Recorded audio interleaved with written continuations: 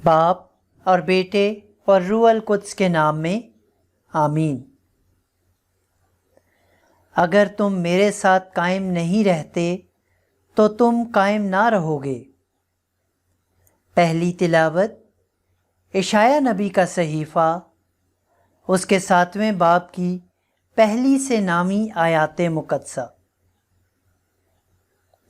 اس وقت شاہ یہودا آہاز بن یوتام بن عزیہ کے دنوں میں شاہ آرام رسین اور شاہ اسرائیل فاقہ بن رملیہ یروشلم کو آئے تاکہ اس سے جنگ کریں، پر اسے مغلوب نہ کر سکے، اور داؤد کے گھرانے کو خبر دے کر کہا گیا کہ آرام افرایم پر اترا ہے۔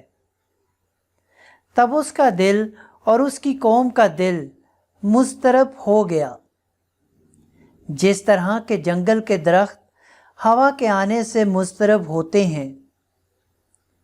اور خداوند نے اشعیاء سے کہا کہ تو اور تیرا بیٹا شعر یاشوب اوپر کے تالاب کی نالی کے پرلے سرے پر جو کساروں کے کھیت کی راہ میں ہے، آہاز کی ملاقات کے لیے باہر نکلو، اور اس سے کہہ کہ خبردار رہ، حوصلہ رکھ اور نہ ڈر، اور ان جلتی ہوئی اور دھواں دیتی ہوئی 2 لکڑیوں کی دموں سے نہ گھبرا، کیونکہ آرام تیرے خلاف بدی کا قصد کر کے کہتا ہے کہ آؤ ہم یہودا کو جائیں اور اس پر حملہ کریں اور اسے مطیع کر لیں،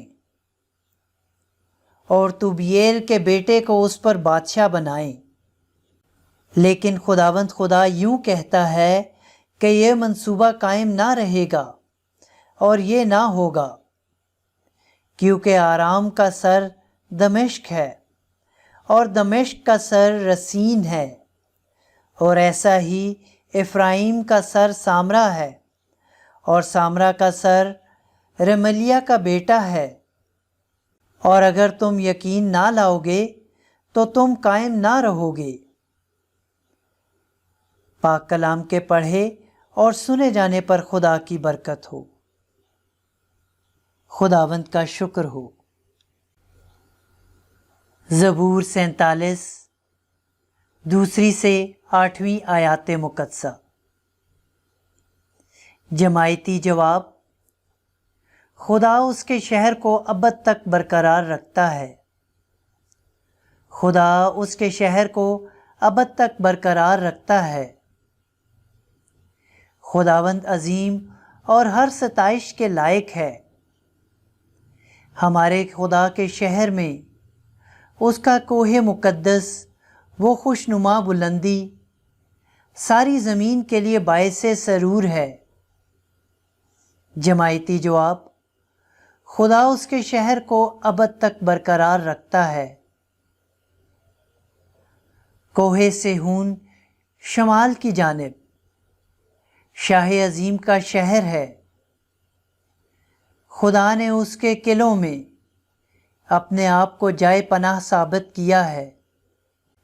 جماعتی جواب: خدا اس کے شہر کو ابد تک برقرار رکھتا ہے، کیونکہ دیکھو بادشاہ فراہم ہوئے، وہ ایک ساتھ حملہ آور ہوئے، دیکھو وہ دیکھ کر حیران ہوئے، گھبرا گئے اور فرار ہوئے۔ جماعتی جواب: خدا اس کے شہر کو ابد تک برقرار رکھتا ہے۔ کپکپی نے انہیں وہیں پکڑا، یعنی ایک ایسے درد نے جیسے درد زہ، جیسے کہ مشرقی ہوا ترشیشی جہازوں کو توڑ ڈالتی ہے۔ جماعتی جواب: خدا اس کے شہر کو ابد تک برقرار رکھتا ہے۔ Hallelujah hallelujah. انسان صرف روٹی ہی سے نہیں جیتا، بلکہ ہر ایک کلمے سے جو خدا کے منہ سے نکلتا ہے۔ ہاللیلویہ۔ عدالت کے دن سدوم اور سیدون کا حال تمہارے حال سے زیادہ قابل برداشت ہوگا۔ انجیل مقدس متی کے مطابق۔ اے خداوند تیری تمجید ہو۔ 11ویں باب کی 20ویں سے 24ویں آیات مقدسہ۔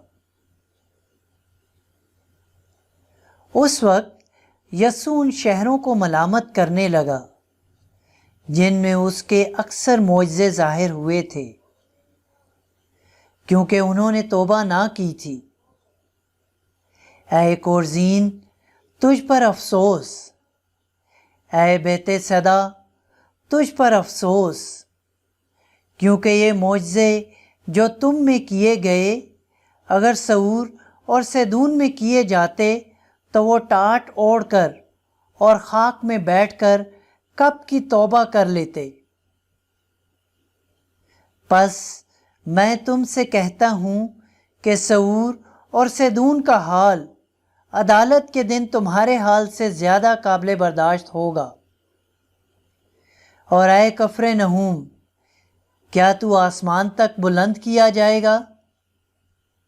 تو عالم اسفل تک اترے گا، کیونکہ یہ معجزے جو تجھ میں کیے گئے اگر سدوم میں کیے جاتے تو وہ آج تک قائم رہتا۔ لیکن میں تم سے کہتا ہوں کہ عدالت کے دن سدوم کے ملک کا حال تیرے حال سے زیادہ قابل برداشت ہوگا۔ انجیل مقدس کے وسیلے سے ہمارے گناہ معاف کیے جائیں۔ اے مسیح، تیری ستائش ہو۔